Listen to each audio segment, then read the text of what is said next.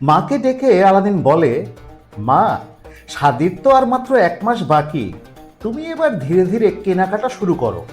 কি হলো মা, কি হয়েছে? তুমি একেবারে শূন্য হাতে ফিরে এলে যে, সওদা করনি কিছু?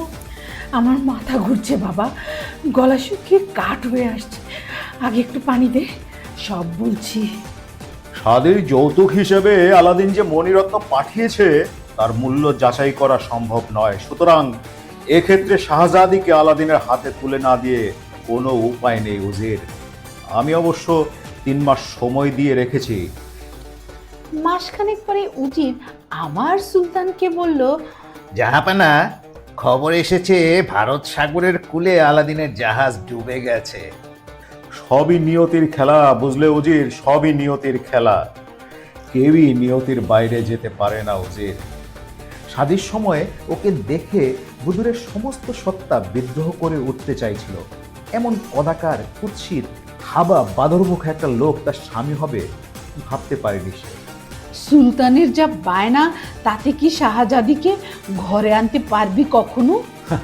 মা, অবশ্যই পারবো, তুমি কিছু ভেবো না।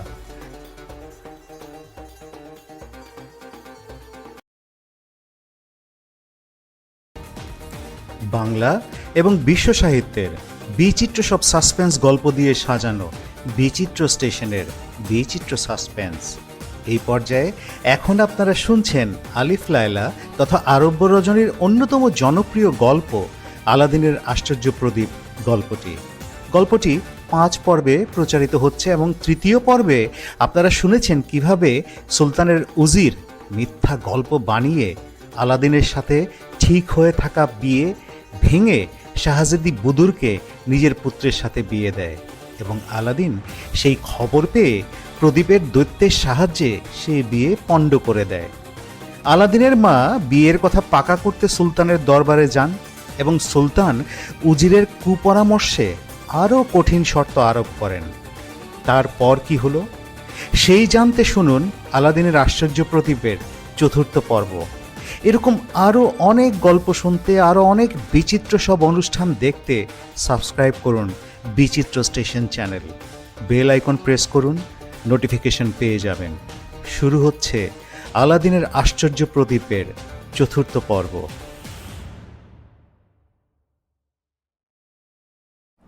আলাদিনের মা দ্বিধা নিয়ে ঘর থেকে বেরিয়ে যায়।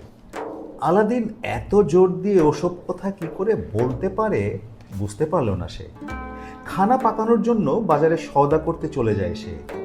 আলাদিন দরজা বন্ধ করে চিরাগটা বের করে মৃদু ঘষা দিতেই সেই দৈত্যটা আবার এসে হাজির হয়ে কুর্নিশ জানিয়ে বলে, আমি ত্রিভুবনের মালিক, আমার উপরে কেউ নেই, কিন্তু আমার মালিক ওই চিরাগ। এখন তা আপনার হাতে, সুতরাং আপনি আমার একমাত্র মালিক। হুকুম করুন আমাকে কি করতে হবে। আলাদিন বলে, শোনো দৈত্য, সুলতান তার কন্যা বদুরকে আমার সঙ্গে শাদী দিতে রাজি হয়েছে, আর তার বদলে আমাকে 40টা সোনার থালায় ভর্তি করে মণি মাণিক্য পাঠাতে হবে।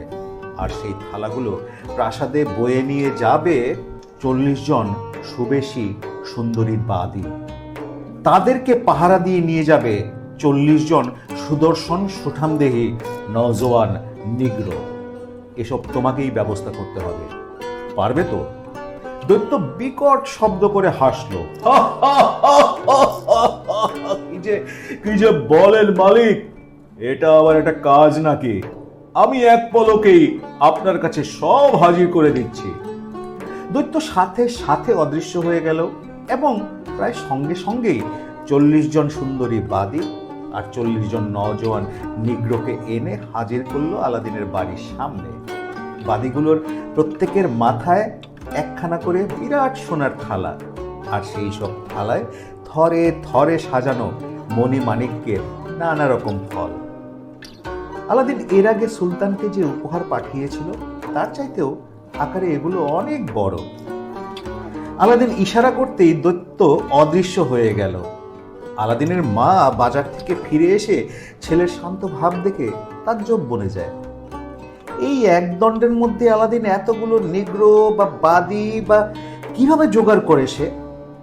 আর ওইসব হিরে, চুনি, পান্না, মণি, মাণিক্য ভর্তি সোনার থালাগুলোই বা কোথায় পেল সে? আলাদিন হাসতে হাসতে ঘর থেকে বেরিয়ে আসে। কি মা, কি দেখছো? খুব অবাক হচ্ছ ছেলের এই কাণ্ড দেখে, তাই না? এ আর এমন কি, তোমার ছেলে আরো অনেক অসাধ্য সাধন করতে পারে মা। আলাদিন মায়ের হাত থেকে বাজারের থলেটা নিজের হাতে নিয়ে বলে, মা তুমি আর দেরি করো না, এদের নিয়ে এখনই প্রাসাদে রওনা হয়ে যাও। সুলতানের পায়ের সামনে থালাগুলো নিবেদন করে বলো, জাহাপনা সব ফরমায়েশ এনে হাজির করেছি, এবার শাদির আজ্ঞা করুন।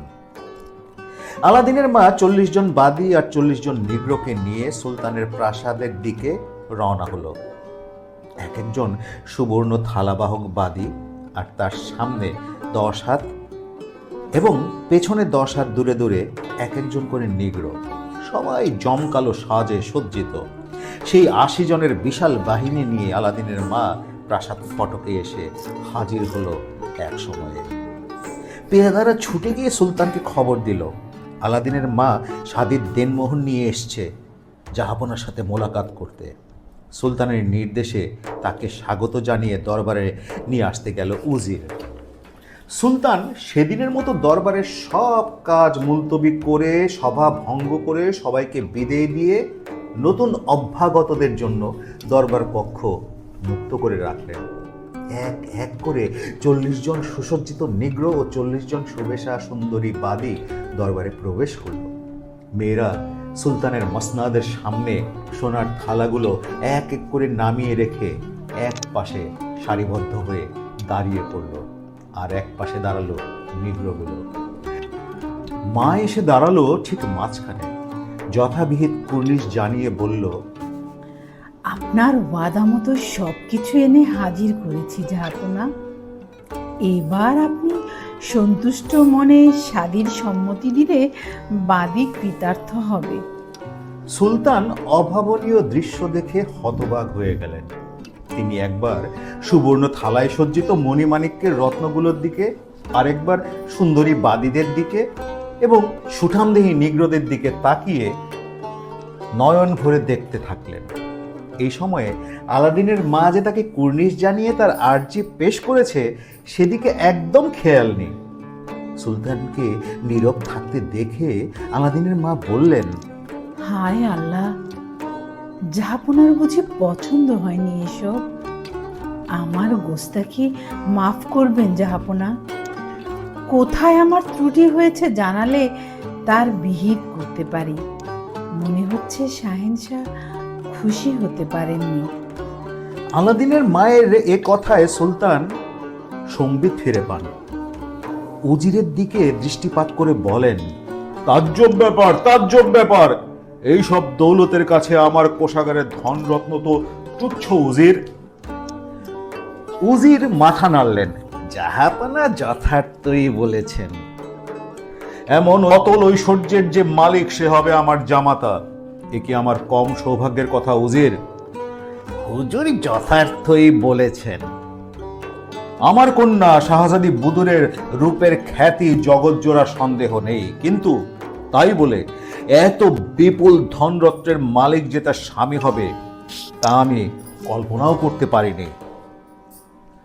মহানুভব শাহেনশাহ যথার্থই বলেছেন। তবে যদি অভয় দেন একটা কথা বলি, আমাদের শাহজাদি বুদুরের রূপের মূল্য এসব ধন দৌলত দিয়ে মাপা যাবে না জাহাপানা। সুলতান বুঝলেন উজির তাকে তোষামত করতে চাইছে, হেসে বললেন, না না উজির, ওসব কথা বলে তুমি আমাকে খুশি করতে পারবে না। যে সম্পদ আলাদিন আজ পাঠিয়েছে, এখানে তামাম দুনিয়ার সবকিছু বদলেও তা শোধ করা যায় না। বুদুর আমার চোখের মণি, আদরের ধন, জগতের সেরা সুন্দরী, কিন্তু বাবা হয়েও বলছি এর দাম তার হতে পারে না। যাই হোক, এরপর তুমি আর বলতে পারো না উজির, আমি আমার কন্যাকে হাত পা বেঁধে দরিয়ায় ফেলে দিতে যাচ্ছি। উজির মুখ কাচুমাচু করে বলে, না না, তা অবশ্য নয়। এবার সুলতান দরবারের অন্য আমির আমতদের দিকে তাকালেন। তারা সবাই সমস্বরে প্রশংসায় মুখর হয়ে উঠল। এমন সুপাত্র আর দুটি পাওয়া যাবে না জাহাপানা। আমার মনে হয় মহামান্য আলাদিনই শাহজাদি বুদুরের একমাত্র যোগ্য পাত্র। সবাই উঠে দাঁড়িয়ে আনত হয়ে 3 বার কুর্নিশ জানালো সুলতানকে, অর্থাৎ তারা সবাই সর্বাত্মকরণে সম্মতি দিল। সুলতান এবার আলাদিনের মায়ের দিকে তাকিয়ে বললেন, তোমার পুত্র আলাদিনের অতুল সম্পদ দেখে আমি মুগ্ধ হয়েছি, কিন্তু বুদুরকে জীবন সঙ্গিনী রূপে পেতে গেলেতে শুধু টাকাই একমাত্র ব্যাপার নয়। এখন বলো, তোমার পুত্র আর কি কি গুণের অধিকারী? ছেলে আমার রূপবান, অবশ্য লোকে বলে আমি মায়ের চোখে সব সন্তানই অপরূপ। সুতরাং আমার মতামত আপনাকে শোনাবো না জাহাপনা। আমার চোখে ছেলে বড় দুবলা, কিন্তু অপরে বলে আলাদিনের মতো সুন্দর স্বাস্থ্যবান নওজোয়ান নাকি এই শহরে খুব বেশি নেই। বাস বাস বাস, আর বলতে হবে না। রূপ আছে, যৌবন আছে, দৌলত আছে, এর চেয়ে আর বেশি কি চাই? এই আমার বুদুরের একমাত্র যোগ্য বর। আমি আর একদিনও দেরি করতে চাই না পাত্রের মা। আজ থেকেই আমি তাকে বাদশাহী খানদানির এক শরিক করে নিতে চাই। এই মুহূর্ত থেকে আমি আমার পুত্রাধিক স্নেহে বুকে টেনে নিতে চাই তাকে। পবিত্র গ্রন্থ সাক্ষী রেখে তার সঙ্গে আমার কন্যা শাদী দেব আজ সন্ধ্যায়। এই আমার পাকা কথা। আলাদিনের মা দরবার থেকে বেরিয়ে দ্রুত পায়ে বাড়ি ফিরে আসে।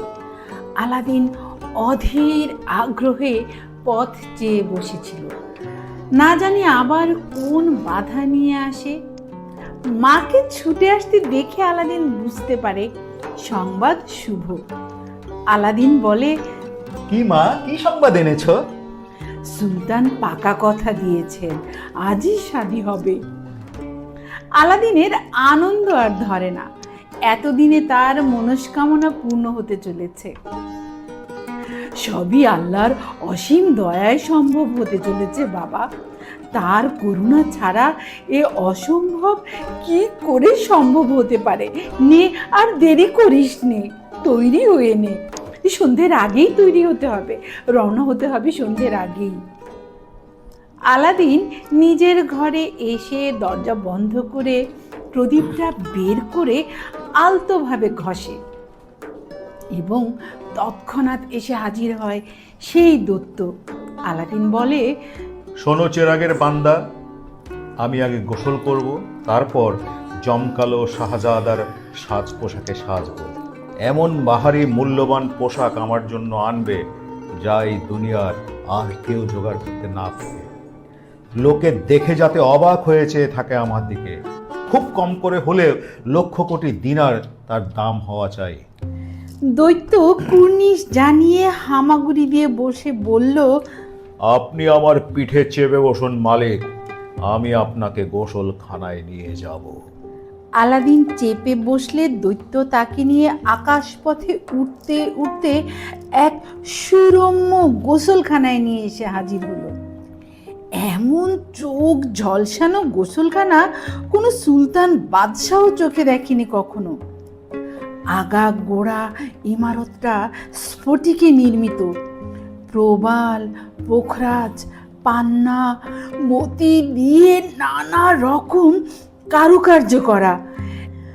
বাগিচার মাঝখানে একটি বিরাট জলের ফোয়ারা অবিরত ধারা বহন করে চলেছে। তাকে ঘিরে প্রশস্ত এক জলধারা প্রায় পুকুরের মতো, স্বচ্ছ নির্মল নীল জল, নিথর। মনে হয় এখানে কেউ কখনোই অবস্থান করেনি এর আগে। আলাদিন এদিক ওদিক তাকিয়ে বুঝতে পারলো ধারে কাছে কোনো লোকালয় নেই। শুধু পাখির কুজন ছাড়া জনমানবের কোনো সাড়া নেই। অনেকক্ষণ ধরে সাঁতার কেটে স্নান করলো আলাদিন। দৈত্য সাজ পোশাক নিয়ে দাঁড়িয়েছিল পুকুর পাড়ে। আলাদিন জল থেকে উঠে এসে ওই সাজ পোশাকে শাহজাদার মতো করে সাজলো। এরপর দৈত্য আবার তাকে নিজের ঘরে নিয়ে এসে নামায়। আলাদিন বলে, এরপর তোমাকে কি করতে হবে জানো বান্দা? হুকুম করুন মালিক। আমার জন্য চমৎকার একটা তেজি ঘোড়া নিয়ে এসো, সবচেয়ে সেরা হওয়া চাই। সেই সঙ্গে 48টা সুঠাম সুন্দর নওজোয়ান বান্দা নিয়ে আসবে আমার জন্য। ওরা আমার ঘোড়ার দুই পাশে এবং সামনে পেছনে 12 জন করে সারিবদ্ধভাবে প্রহরী হয়ে চলবে। এছাড়াও আরো 12 জন সুবেশী সুন্দরী বাদী চাই আমার মায়ের জন্যে। মাকে বৃত্তাকারে ঘিরে সুলতানের প্রাসাদে নিয়ে যাবে তারা। আরো একটা কথা, আমার 48 জন দেহরক্ষীর প্রত্যেকের গলায় 5000 দিনার ভর্তি বটুয়া ঝোলানো থাকবে, প্রয়োজন হলে যাতে আমি সেই অর্থ দুহাতে খরচ করতে পারি। বুঝেছো তুমি? বুঝে থাকলে বৎস, এখন এই পর্যন্তই, তুমি এসো। আলাদিনের কথা শেষ হতে না হতেই দৈত্য অদৃশ্য হয়ে গেল, কিন্তু সে ক্ষণকালের জন্য। পর মুহূর্তেই সে একটা আরবি তেজি ঘোড়া, 48টা বান্দা, 12 জন সুন্দরী বাঁধি এবং অন্যান্য যেসব জিনিস আলাদিন ফরমাশ করেছিল সব যথাযথ এনে হাজির করলো, এবং সব কিছুই বড় চমৎকার। আলাদিন যেমন যেমন চেয়েছিল তার চেয়েও সুন্দর। আলাদিন বলল, ঠিক আছে, এখন তুমি যাও, আবার যখন দরকার হবে তখন ডাকবো। দৈত্য অভিবাদন জানিয়ে অদৃশ্য হয়ে গেল। আলাদিন ঘোড়ায় চেপে বসলো। বান্দারা সারিবদ্ধভাবে তার চারপাশে ঘিরে দাঁড়ালো।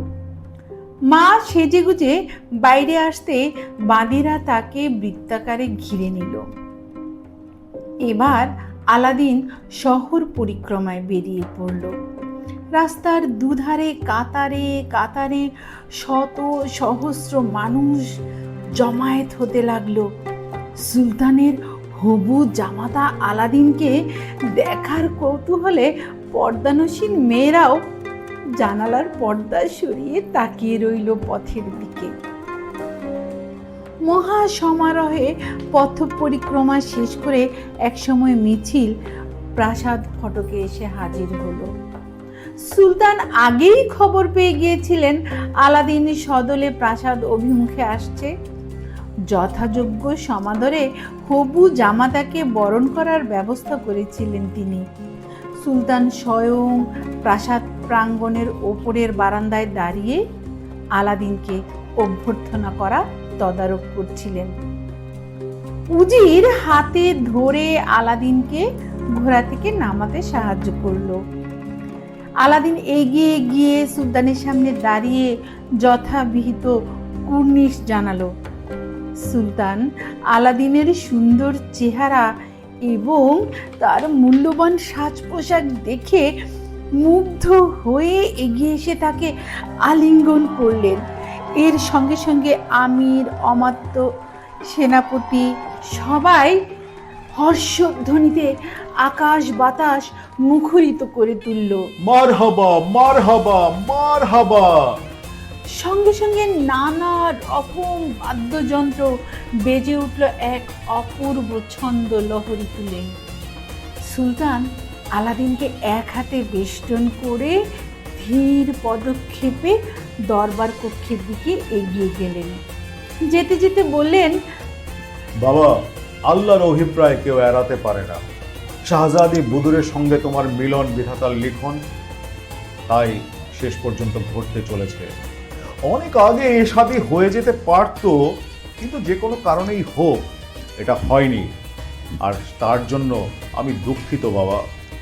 যাক, যা হবার তা হয়ে গেছে, এখন এ নিয়ে আমার কোনো খেদ নেই। সব ভালো যার, শেষ ভালো তার। আলাদিন বলল, ফল পাকার জন্য ধৈর্য ধরে অপেক্ষা করতে হয়, সময় না হলে তো ভোগের যোগ্য হয় না জাহাপানা।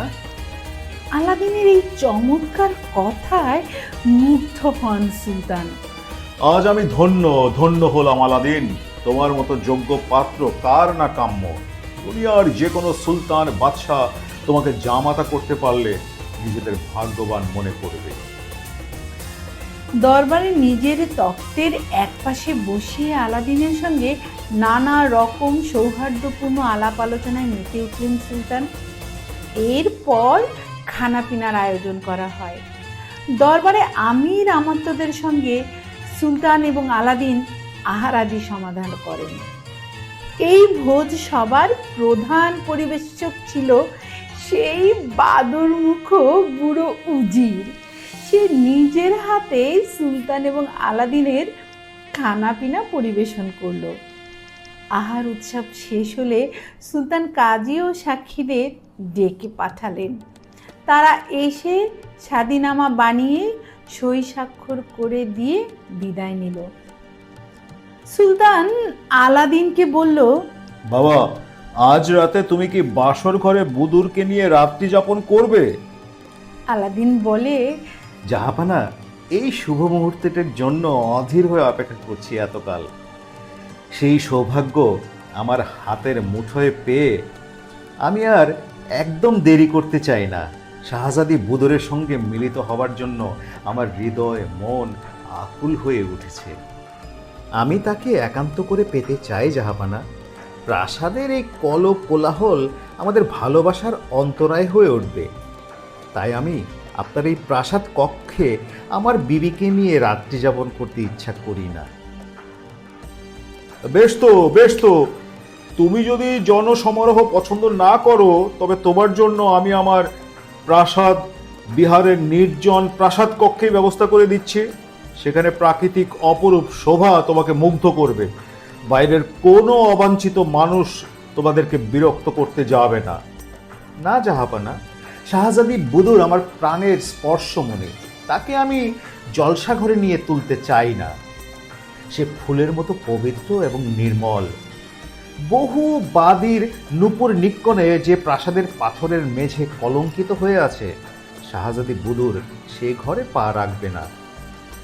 সুলতান আহত হলেন ঈষৎ, কিন্তু আনন্দিত হলেন ততোধিক। কি অপরূপ মান ইজ্জত বোধ! বুদুর তার প্রাণাধিক কন্যা। প্রমোদ বিহারের রংমহলে তাকে নিয়ে যাওয়া যে অসঙ্গত, এ চৈতন্য তিনি আলাদিনের কাছ থেকেই পেলেন। জামাতার বুদ্ধিমত্তা, বিচক্ষণতা ও আত্মসম্মান বোধে সুলতান বিমোহিত হয়ে গেলেন। তাহলে তুমি তোমার অভিপ্রায় ব্যক্ত করো বেটা। কোথায় তোমাদের মধুজামিনী হতে পারে? যেখানে বলবে আমি সেখানেই ব্যবস্থা করে দেব। এই প্রাসাদের এ পাশে যে বিশাল ফাঁকা মাঠ পড়ে আছে, ওই মাঠে আমি একখানা নতুন প্রাসাদ বানাতে চাই জাহাপানা। সেই নতুন প্রাসাদে আমি আমার বিবিকে নিয়ে বসবাস করতে চাই। এখন আপনার অনুমতি পেলেই আমি কাজ শুরু করে দিতে পারি। এ অতি উত্তম কথা। তুমি তো শুধু আমার জামাতা নও, পুত্রসম, প্রাণাধিক প্রিয়। তোমরা যেখানে খুশি, যেমন খুশি প্রাসাদ ইমারত বানাও। এর জন্যে আমার কোনো অনুমতি প্রয়োজন নেই বাবা। তোমরা দুজনে বেহেশতের সুখে সম্পদে দিন কাটাবে, এই তো আমি আশা করব। তার জন্য যা যা দরকার আমি সব ব্যবস্থা করে দেব। তাহলে আর দেরি করো না, চটপট প্রাসাদ নির্মাণের কাজ শুরু করে দাও। বলা তো যায় না, বুড়ো হয়েছি, কবে আছি কবে নেই। যাওয়ার আগে তোমরা ওই প্রাসাদে বসবাস করছো পুত্র পরিবার নিয়ে, ধন সম্পদ সুখ বিলাসে তোমরা জোয়ারে গা ভাসিয়ে দিয়ে যাচ্ছ, দেখতে চাই। আলাদিন বলল, এবার আমাকে অনুমতি করুন জাহাপানা, আমি আমার বাড়ি থেকে একটু ঘুরে আসি। আলাদিন নিজের বাড়িতে ফিরে এসে ঘরে ঢুকে দরজা বন্ধ করে চেরাগটা বের করে আলতোভাবে ঘষা দিতেই দৈত্য এসে হাজির হলো। আলাদিন বলল, তোমার এ যাবৎ সব কাজে আমি খুব খুশি হয়েছি বান্দা, কিন্তু এবারে তোমাকে আরো অনেক কঠিন কাজের ভার দেব। দৈত্য অভিবাদন জানিয়ে ঘোঁত ঘোঁত করে নাক দিয়ে অদ্ভুত একটা আওয়াজ তুলে বলল, হুকুম করুন মালিক, কঠিন বলে কোনো কাজ আমার কাছে নেই। জানি সেই জন্যই ভরসা করে তোমাকে ডেকেছি। শোনো, সুলতানের প্রাসাদের পাশে যে ফাঁকা মাঠটা আছে, সেখানে আমি এক অনিন্দ্য সুন্দর প্রাসাদ বানাতে চাই।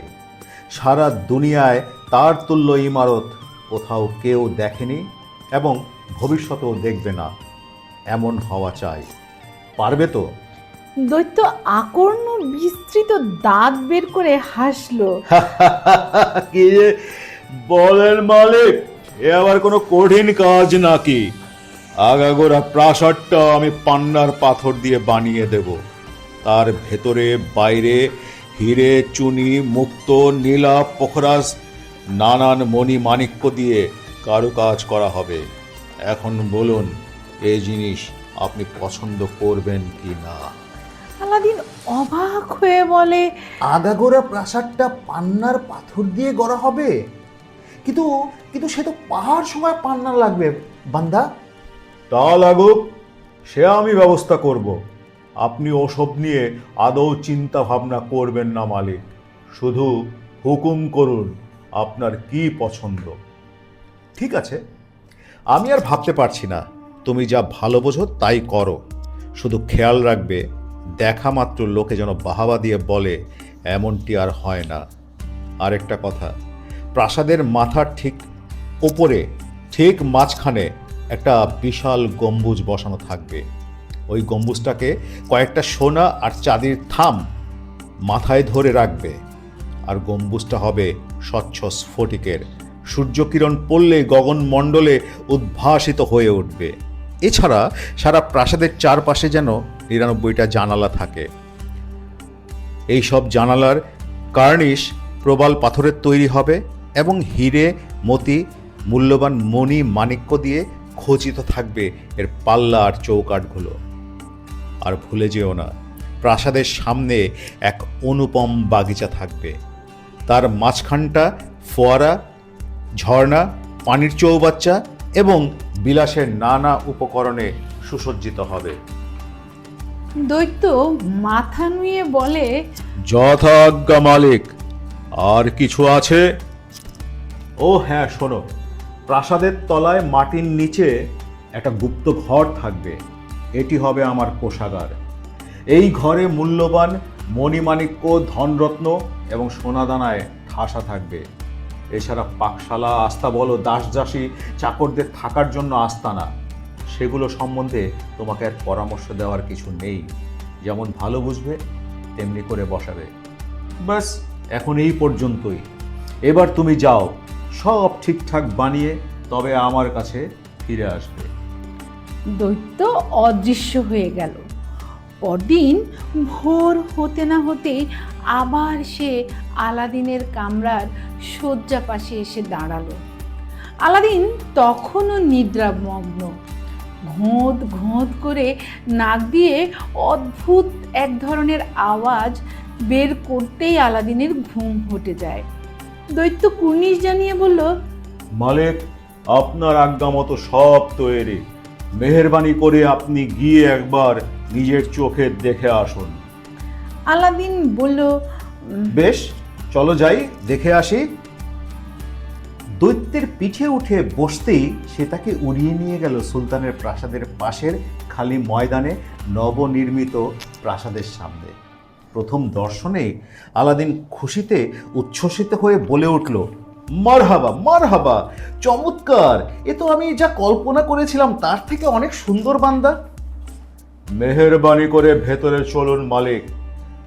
ভেতরে প্রবেশ করে বিস্ময়ে হতবাক হয়ে যায় আলাদিন। এ কি ব্যাপার? দুনিয়ায় না বেহেশতে এসে দাঁড়িয়েছে সে। আলাদিন বলে, আমি কিন্তু এতটা ভাবিনি। তুমি যা বানিয়েছো সত্যি তার তুলনা নেই। খুঁটিয়ে খুঁটিয়ে সব ঘর দেখতে থাকে আলাদিন। যেখানে যে বস্তুটি থাকলে দেখতে বাহারি হয়, ঠিক সেখানে তাই বসানো হয়েছে। মাটির নিচের ঘরটা দেখে তার চোখ ধাঁধিয়ে গেল। অমন হিরে, মণি, মাণিক্যের দ্যুতি কি কেউ খোলা চোখে সহ্য করতে পারে? আলাদিন বলল, মারহাবা, মারহাবা, তোমাকে বহুত বাহবা দিচ্ছি আমার দাস। কিন্তু একটা জিনিস বাকি রয়ে গেছে, অবশ্য তোমার দোষ নেই। আমি তোমাকে বলতে ভুলে গেছি। দৈত্য সাগ্রহে জানতে চায়, কি করতে হবে মালিক? সুলতানের প্রাসাদ আর আমার প্রাসাদের মাথার উপর দিয়ে একখানা গালিচা পাতা থাকবে। শাহজাদি বদুর তার ইচ্ছে মতো এ প্রাসাদ থেকে ও প্রাসাদে যাতে খালি পায়ে যাতায়াত করতে পারেন, তার জন্য এটা দরকার। দৈত্য বলে, এ তো আলবৎ দরকার মালিক, আলবৎ দরকার, কিন্তু তিনি তো আর মাটিতে পা রেখে প্রাসাদ ও প্রাসাদ করতে পারেন না। সেজন্য আপনি না বললেও আমি নিজে থেকে দুই প্রাসাদের মাথার উপরে একখানা গালিচা বিথি তৈরি করে দিয়েছি। আলাদিন খুব খুশি হলো দৈত্যের কথা শুনে, কিন্তু অবাক হলো তখনই। কই, কোথায় তোমার গালিচা বিথি বান্দা? আমি তো দেখতে পাচ্ছি না। আছে আছে, আপনি প্রাসাদের উপরে চলুন, দেখতে পারবেন। উপরে উঠে আসতেই আলাদিনের ভ্রম ঘুচল।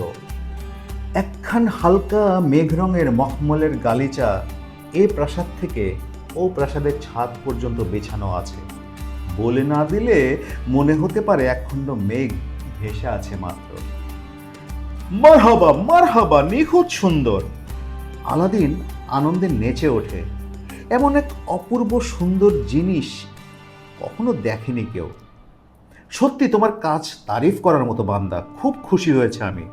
চলো, আমার দেখা শেষ হয়েছে, এবার তুমি আমাকে আমার ঘরে আবার পৌঁছে দাও। দৈত্য আলাদিনকে উড়ে নিয়ে চলে গেল তার ঘরে।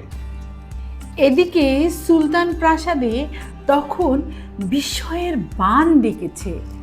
প্রাসাদের প্রহরী, কর্মচারী, নফর চাকররা সকালবেলায় ঘুম থেকে চোখ খুলেই দেখে পাশের খোলা ময়দানে এক সুরম্য প্রাসাদ।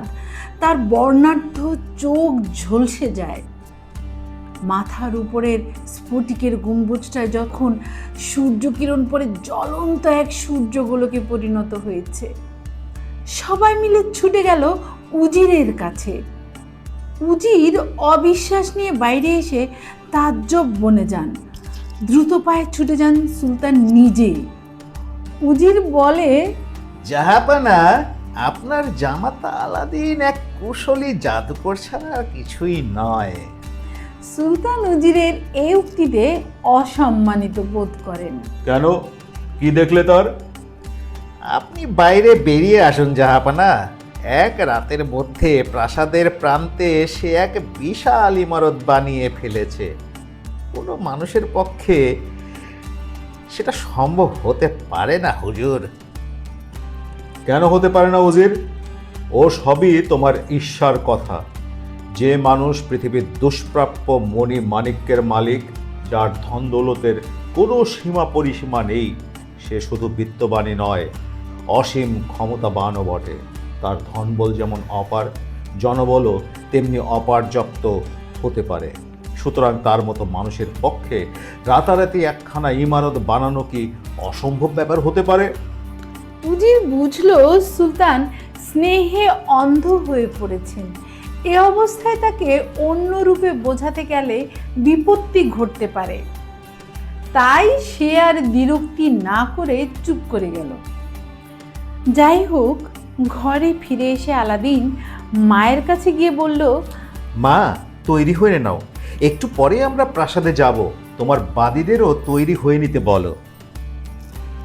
কিছুক্ষণের মধ্যে আলাদিন নিজেও সেজে গুজে ঘোড়ায় চেপে বসলো। বেরিয়ে এলো 12 জনে সারিবৃত্ত হয়ে। আলাদিন মাকে উদ্দেশ্য করে বলল, মা, আমি আমার মতো সব জনবল নিয়ে সঙ্গে নিয়ে চললাম। তুমি তোমার মতো বাদীদের নিয়ে প্রাসাদে চলে এসো। আলাদিন শহর পরিক্রমা করতে করতে এগুতে থাকে, কিন্তু আলাদিনের মা সোজা পথে অনেক আগেই প্রাসাদ প্রাঙ্গণে এসে হাজির হলো। সুলতান নিজে এসে সাদর অভ্যর্থনা করলেন জামাইয়ের মাকে। খোজাদের হুকুম করলেন, যা, তাকে নিয়ে শাহজাদির কাছে নিয়ে যা। যান, ওদের সঙ্গে যান, ছেলের বউকে একবার দেখে আসুন। শাহজাদি বুদুর শাশুড়িকে শ্রদ্ধাবনত হয়ে সালাম জানিয়ে ধরে নিয়ে গিয়ে বসতে দেয়। দাসীবাদীরা নানা রকম শরবত, গোলাপ জল, মিষ্টি ইত্যাদি নিয়ে এসে সামনে সাজিয়ে দিল। শাহজাদি অনুরোধ জানায়, একটু কিছু খান মা। মায়ের মন ভরে যায়। আহা, কি মিষ্টি মধুর কণ্ঠস্বর! অপলক চোখে সে তাকিয়ে তাকিয়ে বুদুরকে দেখতে থাকে। বিধাতা এমন নিখুঁত করে গড়েছেন কি করে তাকে, সেই কথা সে ভেবে পায় না। বুদুরের রূপে মোহিত হয়ে গিয়েছিল আলাদিনের মা। এমন সময় তার কথায় সম্বিত ফিরে পেয়ে বলে, হ্যাঁ খাবো মা, তুমিও খাবে তো? বুদুর বলে, বেশ খাবো, আপনি খান, আমিও নিচ্ছি। একটু পরে সখীরা বুদুরকে সাজাতে বসে। তার চুল বেঁধে দিল এক অপূর্ব ছাঁচে, মুখে মাখিয়ে দিল মসৃণ প্রসাধন, দেহে পরালো নানা রকম মূল্যবান আভরণ অলংকার। জমকালো সাজ পোশাক পরে যখন সে উঠে দাঁড়ালো, আলাদিনের মা ভাবতে থাকলো, মাটির দেশে এ মেয়ের জন্ম হলো কি করে। সন্ধ্যা সমাগত। এবার পাত্রী তার জন্য নির্মিত নতুন প্রাসাদে যাবে। সেখানেই যাপন করবে তারা মধুযামিনী। আলাদিন তার নিজের প্রাসাদের ছাদে গালিচা বিথির পাশে দাঁড়িয়ে অপেক্ষা করছিল তার প্রাণাধিকা বুদুরের জন্য। শাহজাদি এক এক করে মা বাবার কাছে বিদায় নিল। তার সঙ্গে চলেছে শতাধিক দাসী বাদী। বাজিয়েরা অপূর্ব তালে বাদ্যযন্ত্র বাজাতে শুরু করলো। সুরের মূর্ছনায় প্রাসাদ পরিবেশ মুখরিত হয়ে উঠল।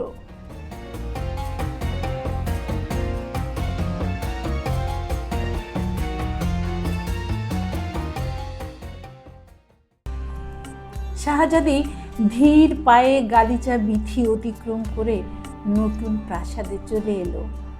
আলাদিন স্বাগত জানাতে দাঁড়িয়েছিল।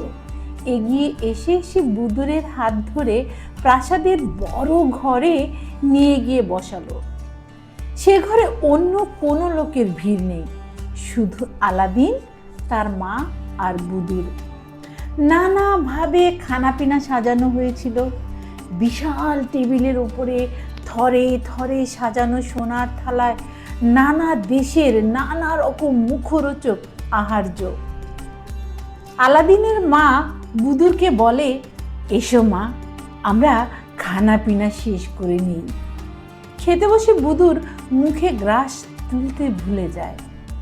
হাঁ করে সে দেখতে থাকে প্রাসাদের অপরূপ সূক্ষ্ম কারুকার্য। সে প্রাসাদ পরিবেশে মানুষ, দুনিয়ার সেরা সেরা শিল্পকর্ম সে দেখেছে, কিন্তু এমন অসাধারণ বস্তু কখনো প্রত্যক্ষ করেনি জীবনে। এসব কি করে কারা বানিয়েছে মা? মা এ কথার কি জবাব দেবে? আলাদিন বলে, কেন, ভালো হয়নি? ভালো? একে যদি সামান্য ভালো বলো, তাহলে এতকাল আমরা যা দেখেছি জেনেছি সেসবকে তো কুৎসিত বলতে হয়। আমি বলছি, এই যে শিল্পকর্ম ছড়িয়ে আছে সারা প্রাসাদের প্রতিটি দেয়ালে, চাতালে, আসবাবে, এমন শিল্পীরা কি দুনিয়ায় আছে? আলাদিন হাসে। কেন থাকবে না? না থাকলে এসব হলো কি করে? বুদুর তন্ময় হয়ে ঘাড় নাড়ে, তবু সে খাবারের থালায় চোখ নামাতে পারে না। অপলকভাবে খুঁটিয়ে খুঁটিয়ে সব দেখতে থাকে। আলাদিনের মা মোটা বুদ্ধির মানুষ। প্রাসাদটা দেখতে বড় বাহারি হয়েছে এ কথা সেও তারিফ করেছে, কিন্তু শিল্পীর সূক্ষ্ম কাজ বোঝার মতো অমন সংবেদনশীল মন তার নয়। সে ওসব বুঝবে কি করে? কিন্তু বুদুরের যে শিক্ষা দীক্ষা আছে সে বুঝতে পারে, সুচারের শিল্পকর্ম দেখে সে আপ্লুত হতে পারে। বুদুর দেখে খুশি হতে পেরেছে জেনে আলাদিনের মনে আনন্দ আর ধরে না। খেতে খেতে বুদুর তারিফ করে, আজ এমন এক পরিবেশের মধ্যে আমি এসে পড়লাম, এমনটা শুনেছি ইস্কান্দার বা সুলেমানের সময় নাকি হতো। খানাপিনা শেষ হলো, সন্ধ্যা গড়িয়ে যায়, রাত্রির অন্ধকার ছড়িয়ে পড়তে থাকে। বড় ঘরে একদল সুবেশা সুন্দরী বাঁধি এসে দাঁড়ালো, সবার হাতে বাদ্যযন্ত্র। কিছুক্ষণের মধ্যেই নাচ গানের আসর জমে ওঠে। আলাদিন বুদুরকে হাতে ধরে বাসর কক্ষে নিয়ে আসে। রাত্রি শেষ হলো। সকালে শাহজাদি বুদুরের বাহুপাশ থেকে মুক্ত হয় আলাদিন। আলাদিন সেজে গুজে আস্তাবলে গিয়ে একটা তেজি ঘোড়া বেছে নিয়ে তাতে চেপে সুলতানের সাথে সাক্ষাৎ করতে গেল। আলাদিনকে পেয়ে সুলতান খুশিতে উপচে পড়লেন। আশা করি তোমাদের প্রথম মিলন রাত্রি সুখের হয়েছে বেটা। বুদুর কেমন আছে? ভালো, খুব ভালো কেটেছে জাহাপানা। বুদুর এখনো সুখ নিদ্রায় আচ্ছন্ন হয়ে আছে। আমি আপনাকে সাদর আমন্ত্রণ জানাতে এসেছি। আজ আপনি আপনার উজির আমির অমাত্যদের নিয়ে আমার প্রাসাদে পায়ের ধুলো দিলে আমি ধন্য হব। এ তো বড় আনন্দের কথা বাবা। চলো, আমি এখনই যাব তোমার প্রাসাদে। সুলতান আলাদিনকে সঙ্গে করে উজির আমির অমাত্যদের নিয়ে তখনই জামাইয়ের প্রাসাদ পরিদর্শন করতে বেরোলেন। দূর থেকে দেখে প্রাসাদের ভেতরের অসাধারণ কারুকার্য আন্দাজ করতে পারেনি সুলতান। যতই দেখতে থাকেন ততই মুগ্ধ বিস্ময়ে অভিভূত হয়ে যান। কল্পনাতেও ভাবতে পারেননি কখনো কোন দক্ষ কারিগর বানিয়েছে, হতবাক হয়ে পড়েন। এমন জাঁকজমক বিলাসবহুল প্রাসাদ, তিনি এসব কথা ভেবেই অবাক হয়ে যান। জানালাগুলো এক এক করে গুনে দেখলেন, মোট ৯৯টা। প্রতিটা জানালা সুন্দর করে সাজানো, তাদের চারপাশ ঘিরে সে কি অপূর্ব চারুকলার নিদর্শন। শুধু একটা জানালার কাজ অসম্পূর্ণ। আলাদিন সুলতানকে সঙ্গে করে বাসর কক্ষে নিয়ে যায়। মেয়ের মাথায় হাত রেখে সুলতান আদর করে বললেন, ভালো আছিস মা? দুঃস্বপ্ন কিছু দেখিসনি তো? বুদুর সলজ্জ হাসি হেসে অস্ফুট স্বরে বলে, না বাবা, ভালোই ঘুমিয়েছি। সুলতান বুঝলেন কন্যা সুখ সম্ভোগে মধু যামিনী পালন করেছে। আলাদিনকে তিনি বুকে জড়িয়ে ধরে বললেন, তুমি আমাকে নিশ্চিন্ত করেছো বাবা। আশীর্বাদ করি চিরজীবন সুখে থাকো।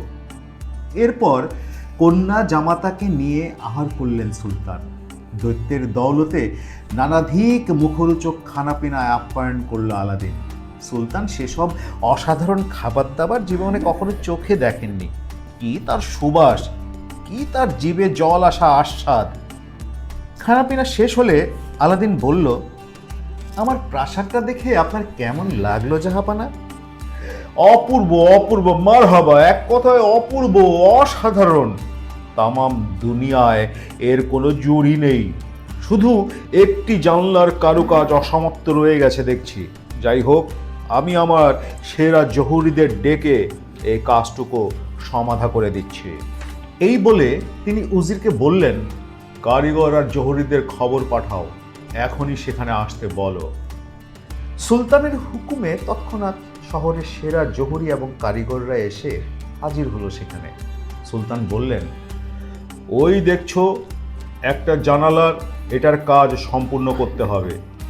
জহুরিরা খুঁটিয়ে খুঁটিয়ে পরীক্ষা করে দেখল, অন্য সব জানালায় যে ধরনের হিরে জহরত বসানো আছে তার সঙ্গে মিলিয়ে কাজ করতে হবে। অনেকক্ষণ চিন্তা ভাবনা করে তারা অবনত মস্তকে এসে দাঁড়ালো সুলতানের সামনে। দোস্তাকে মাফ করবেন জাহাপানা, পাশের সব জানালায় যে ধরনের কাজ রয়েছে তা আমাদের পক্ষে করা সম্ভব নয়। সারা দেশ খুঁজেও সংগ্রহ করা সম্ভব নয় আমাদের পক্ষে। কোনো অর্থের বিনিময়ে ওই একটা জানালার 100 ভাগের 1 ভাগের পরিমাণ হিরে জহরত সব মণিরত্ন সংগ্রহ করা যাবে না। সুলতান উজিরকে বললেন, তুমি আমার কোষাগারে যাও, সেখানে যা কিছু মূল্যবান ধন রত্ন আছে নিয়ে এসো এখানে, জহুরিদের দেখাও সেই সব দিয়ে জানালাটার কাজ সমাধা করতে পারে কিনা। উজির সুলতানের ধনাগারের উদ্দেশ্যে বেরিয়ে পড়ল। সুলতান কিছুটা আহত, কিছুটা ক্ষুব্ধ হলেন। তার এই রাজ্যের জহুরিদের কাছে এতটা ধনরত্ন পাওয়া গেল না এইসব ধনরত্নের সমান। আলাদিন সুলতানের অবস্থা বুঝতে পেরে ব্যাপারটাকে সহজ করে তোলার জন্য গান বাজনার আয়োজন করে। মনে আসা সঙ্গীতের মূর্ছনায় হয়তোবা তিনি একটু সহজ হবেন। ফল যে হলো না তা নয়, সুলতান কিছুক্ষণের জন্য গানের জগতে তন্ময় হয়ে পড়লেন, কিন্তু সে ক্ষণকাল মাত্র। উজির ফিরে আসতেই তিনি আবার সেদিকে মনোযোগ দিলেন। কই দেখি কি এনেছো? জহুরি সামনেই দাঁড়িয়েছিল। সুলতান বললেন, দেখো তো এসব দিয়ে কাজটা নিখুঁতভাবে অন্য জানালার কাজের সাথে মিলিয়ে করা যাবে কিনা। জহুরিরা পরীক্ষা করে দেখে বলল, এখানে যা আছে তার 8 গুণ জহরত লাগবে জাহাপানা। আপনি যদি পুরো জহরত সংগ্রহ করে দিতে পারেন তাহলে আমার কারিগররা 3 মাসের মধ্যে সেগুলো বসিয়ে অন্য জানালার অনুরূপ কাজটা তুলে দিতে পারবে আশা করি। অবশ্য হাতের কাজ কিছুই বলা যায় না, 2-4 দিন বেশিও লাগতে পারে। লজ্জায় সুলতানের মুখমণ্ডল বেগুনি রঙের হয়ে গেল। সারা প্রাসাদটা এক রাতের মধ্যে বানিয়েছে আলাদিন, আর একটিমাত্র জানালার কারুকাজ সমাধা করতে শহরের সেরা কারিগররা বলছে 3 মাস সময় লাগবে।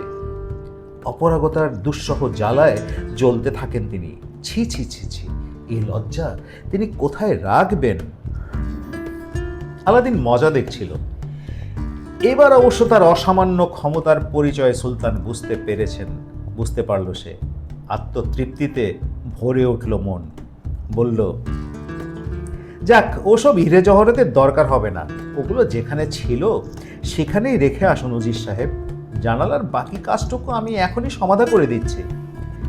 সুলতানের দিকে তাকিয়ে আলাদিন বিনম্র বিগলিত হয়ে বলে, মহামান্য শাহেনশাহ, আমার অপরাধ নেবেন না। যে মণিমাণিক্য আপনাকে আমি উপহার দিয়েছি সেগুলো দিয়ে আমার প্রাসাদের জানালার কারুকাজ করা আপনার পক্ষে শোভন ও সঙ্গত হবে না জাহাপানা। এভাবে আমার দেয়া জিনিস আমাকে ফেরত দিলে আমার খারাপ লাগবে। ওগুলো যেমন আপনার প্রাসাদে ছিল তেমনি সেখানে থাক। আমি নিজেই জানলার কাজ সম্পূর্ণ করে দিচ্ছি। আপনি মেহেরবানি করে একটু সময় আপনার কন্যার কক্ষে বিশ্রাম করুন। আমি এখনই কাজটুকু শেষ করে আপনাকে দেখিয়ে দিচ্ছি। সুলতানকে সঙ্গে করে বুদুরের কক্ষে নিয়ে যায় আলাদিন। আপনি এখানে বসে আপনার কন্যার সাথে কথা বলুন, আমি এখনই আসছি। আলাদিন ফিরে এসে চেরাকটা দিয়ে ঘষা দিতেই দৈত্য এসে হাজির হলো। আলাদিন বলল, বান্দা, ওই জানালার কাজটুকু বাকি রয়ে গেছে, এখন ওটা অন্য জানালার মতো করে দাও। আলাদিনের মুখের কথা শেষ হতে না হতেই দৈত্য আশ্চর্য দক্ষতায় পলকের মধ্যে জানালাটাকে অন্য জানালার মতো নিখুঁত সুন্দর করে হিরে জহরত বসিয়ে অদৃশ্য হয়ে গেল।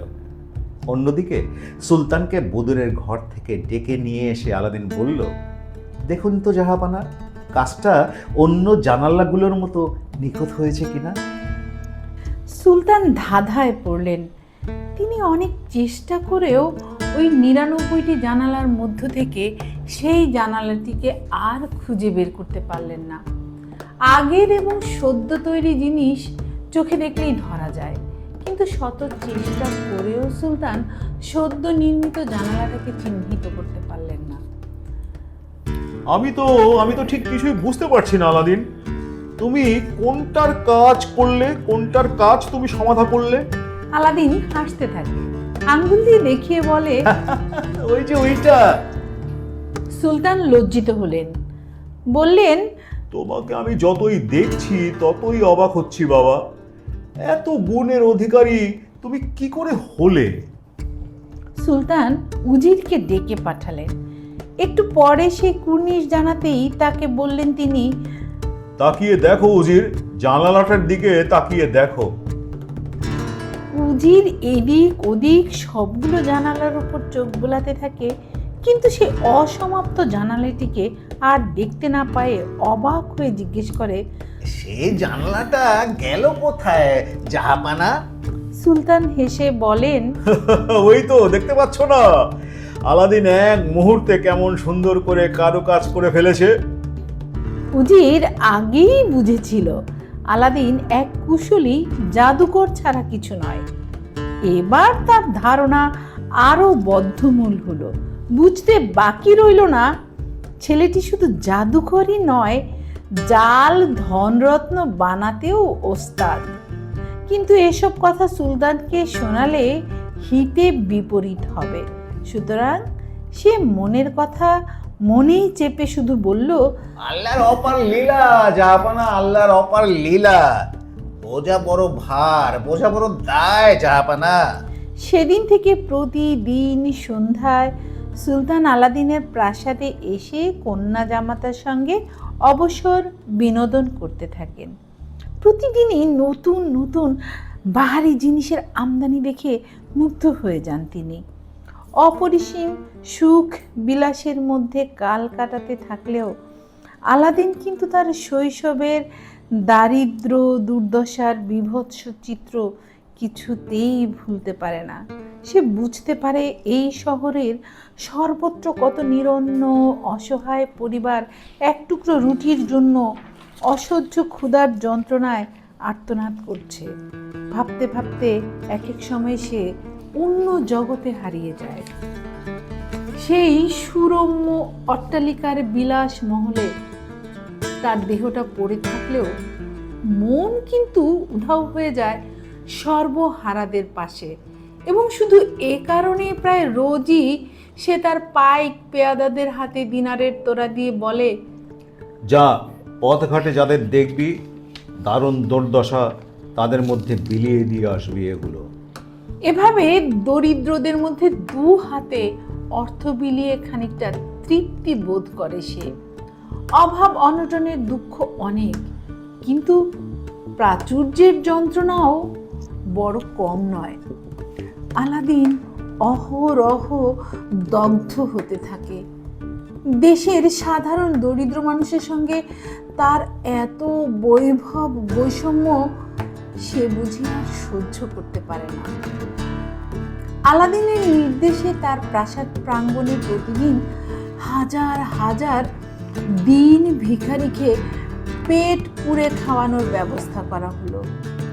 আলাদিনের এই সহৃদয় বদান্যতা সারা শহরের আপামর মানুষের কাছে ছড়িয়ে পড়তে বেশি সময় লাগলো না। চারিদিকে ধন্য ধন্য রব উঠতে থাকলো। এমন দয়ালু দাতা জামাই পেয়েছেন সুলতান। সবাই দু হাত তুলে আলাদিন বুতুরের নামে আল্লাহর কাছে মোনাজাত করে, ওরা যেন শতায়ু এবং সুখী হয়।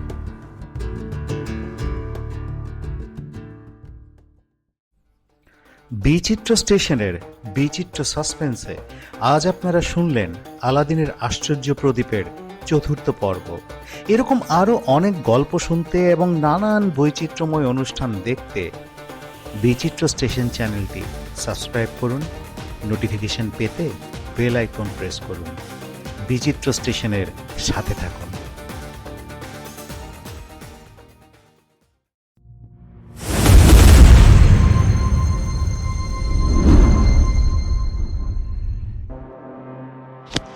বিচিত্র সাসপেন্স, পুরোটাই উত্তেজনা।